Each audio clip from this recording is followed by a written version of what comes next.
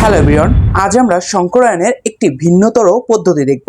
তোমাদের বইতে যে সংকরায়নের পদ্ধতি দেওয়া আছে এইটা নিয়ে অনেকেরই অনেক কনফিউশন থাকে যে ভাই এটা বুঝতে পারি না যে কোনটা ব্যবহার করলে এস কি, তারপর অনেক ধরনের আসলে টার্ম ওখানে ইউজ করা হয়েছে। তার থেকে খুবই সহজতর একটি পদ্ধতি আজ তোমাদের শিখিয়ে দিব। তাহলে চলো কথা না বাড়িয়ে শুরু করি। আমরা প্রথমে দেখছি সংকরায়ন। সংকরায়ন কি ভাই? বেসিক্যালি সংকরায়ন হচ্ছে একটা ডেজার্ট তৈরির মতো। ডেজার্ট তৈরি বলতে আমার কাছে একটা ব্ল্যাক ফ্লেভার আছে, একটা ব্লু ফ্লেভার আছে। এই ব্ল্যাক আর ব্লু ফ্লেভার মিল করে আমরা যদি একটা ডেজার্ট তৈরি করি তাহলে এটা একটা মিক্সড ফ্লেভার যেমন হয়ে যায়, সংকরণ হচ্ছে ঠিক তেমনি দুইটা অরবিটালকে মিক্স করে একটা কমন অরবিটাল তৈরি করা। এস অরবিটাল আর পি অরবিটাল মিলে এসপি অরবিটাল তৈরি করা, একটা এস অরবিটাল এবং দুইটা পি অরবিটাল মিলে sp2 অরবিটাল তৈরি করা। এইটা হচ্ছে সংকরণ। ওইটা সম্পর্কে আশা করি সবাই ধারণা রয়েছে। এখন আমি যেটা করাতে যাচ্ছি ভাই, বইয়ের থেকে আলাদা সহজতর পদ্ধতিতে কিভাবে তুমি সংকরণ নির্ণয় করবে। তাহলে ভাই এটা আগে মুছে নিই। এটা আশা করি বুঝছো যে কেন আমি বলতেছি সংকরণ মানে হচ্ছে ডেজার্ট তৈরি করা। এবার ভাইয়া আমার পদ্ধতি হচ্ছে শুধুমাত্র একটা সূত্র, এস ভি কি কি লেখা ওইগুলো কিচ্ছু আমি মনে রাখবো না। আমি মনে রাখবো সংকরায়ন হবে হচ্ছে ভাইয়া lone pair electron plus bond pair electron. Lone pair electron আর হচ্ছে বন্ড পেয়ার ইলেকট্রন। এই যে ভাইয়া lone pair electron bond pair electron, এইটা শুধুমাত্র তুমি মনে রাখো তোমার সংকরণ প্রত্যেকটা বইতে যে কটা তোমার যৌগ রয়েছে প্রত্যেকটা সংকরণে তুমি পারবে। যেমন ভাইয়া আমরা যদি করি এই ক্ষেত্রে লুইস পদ্ধতিতে যে ইলেকট্রন বিন্যাস আশা করি তোমরা 9 10-এ করেছো, ওইটা আমাকে হেল্প করবে। তাহলে ভাইয়া প্রথমে সবচেয়ে কমন যেটা আমাদের আসে সেটা কি ভাইয়া? অ্যামোনিয়া। অ্যামোনিয়াটা একটু করে দেখি ভাইয়া। অ্যামোনিয়ার ভাইয়া তুমি রাফে গিয়ে একটু লুইস পদ্ধতি ইলেকট্রন বিন্যাসটা করবা। যেমন কি ভাইয়া? অ্যামোনিয়া ইলেকট্রন বিন্যাস কেমন হয়ে থাকে? নাইট্রোজেন মাঝে দিবা, নাইট্রোজেনের সর্বশেষ কক্ষপথে 5টা ইলেকট্রন আছে, তার মধ্যে 3টা ইলেকট্রন সে শেয়ার করবে কার সাথে? এই হাইড্রোজেনের সাথে। তার 3টা ইলেকট্রন আগে শেয়ারে দাও, এই একটা, এই একটা, এই একটা। তাহলে কি নাইট্রোজেন ইলেকট্রন শেষ? নাইট্রোজেন ইলেকট্রন শেষ না ভাইয়া, নাইট্রোজেন ইলেকট্রন আরো 2টা রয়েছে, সেটা হচ্ছে মুক্ত জোড় হিসেবে থাকবে। কি থাকবে ভাইয়া? মুক্ত জোড় হিসেবে। আর এইগুলো কি করছে? এগুলো হাইড্রোজেনের সাথে বন্ধন তৈরি করছে, তাই না? এই যে যেগুলো হচ্ছে আমরা নিচে দিয়েছি 3টা, এটা হাইড্রোজেনের সাথে বন্ধন তৈরি করেছে। তাহলে ভাইয়া দেখো তো এখানে লন পেয়ার ইলেকট্রন কয়টা আর বন্ড পেয়ার ইলেকট্রন কয়টা? লন পেয়ার আর হচ্ছে bond pair electron. Lone pair electron মানে হচ্ছে মুক্ত জোড় ইলেকট্রন।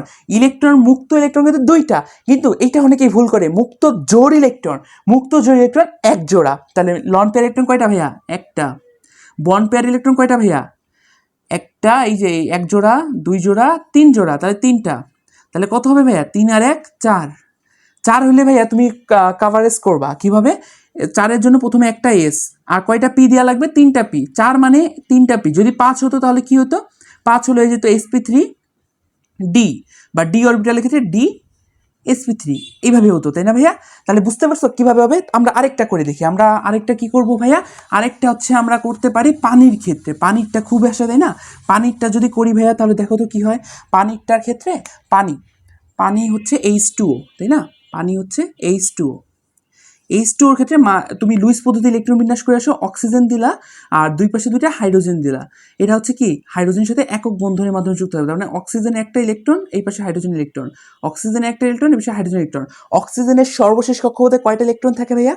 অক্সিজেনের সর্বশেষ কক্ষপথে ইলেকট্রন থাকে মোট হচ্ছে 6টা। 6টার মধ্যে 2টা ইলেকট্রন আমরা ব্যবহার করেছি।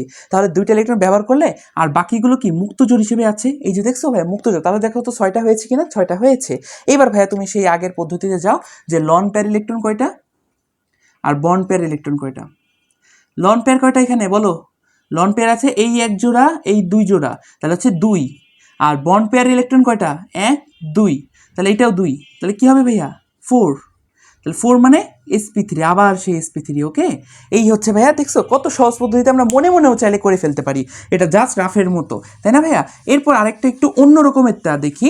আমরা এখন দেখতে পারি, অনেকের প্রশ্ন থাকতে পারে ভাই এই পদ্ধতিতে কি আমরা জটিল যৌগ তো আমাদের করা লাগে, তাই না? ওদের সংকরণ, ওটা কি করতে পারবো? না ভাইয়া, এইটাদের জটিল যৌগ না। জটিল যৌগের জন্য আরও সহজ পদ্ধতি রয়েছে। জটিল যৌগের ক্ষেত্রে সুন্দর লিগ্যান্ডের সংখ্যা। যেমন মনে করো জটিল যৌগ একটা আয়রন দিয়ে সায়ানাইড দিয়ে যদি একটা জটিল যৌগ আমরা কল্পনা করি, CN মাইনাস, এটা 6, তাহলে 6 মাইনাস আর হচ্ছে 2 প্লাস, তাহলে বাইরে হচ্ছে কি হবে? 4 প্লাস আয়ন, এই যৌগ। তারপর মনে করা হচ্ছে কপার দিয়ে মনে করো হচ্ছে ভাই, কপার দিয়ে আমরা না করি, আমরা আরেকটা যৌগ দিয়ে করি, সিলভার দিয়ে করি। সিলভারটা অনেকের অপরিচিত, এই জন্য এটা দিয়ে করি। সিলভার দিয়ে অ্যামোনিয়া দিয়ে দিই। তাহলে এটা হচ্ছে 2, সিলভারের চার্জ হচ্ছে প্লাস, তাহলে হচ্ছে ভাইয়া প্লাস। ওকে, তাহলে এই ধরনের যা যৌগ রয়েছে ভাইয়া তাদের ক্ষেত্রে কিভাবে করবা, তাদের ক্ষেত্রে জাস্ট একটা জিনিস দেখবা, লিগ্যান্ডের সংখ্যা। লিগ্যান্ড কোনটা এখানে, লিগ্যান্ড কিন্তু এই যে ব্র্যাকেটের ভিতরে যেটা থাকবে সেটা লিগ্যান্ড। তাহলে আয়রনের ক্ষেত্রে লিগ্যান্ড সংখ্যা কত, 6, সিলভারের ক্ষেত্রে লিগ্যান্ড সংখ্যা কত, 2।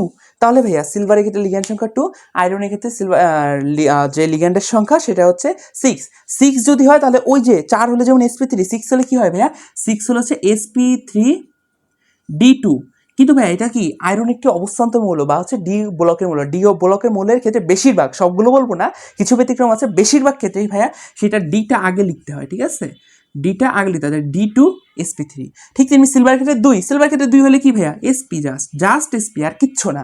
2 মানে কি, একটা s একটা p, sp। তাহলে দেখছো ভাই কত সহজ পদ্ধতিতে আমরা জাস্ট 1 মিনিটেরও অর্ধেক সময়ে আমরা খুব সহজে এই সূত্রের মাধ্যমে সংকরণ নির্ণয় করতে পারি। আজকে ক্লাসটা এই পর্যন্তই।